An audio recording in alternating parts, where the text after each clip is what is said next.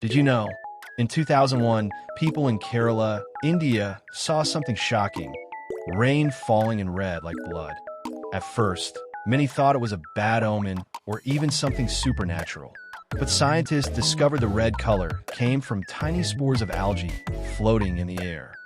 So, it wasn't blood, just nature showing its weird side.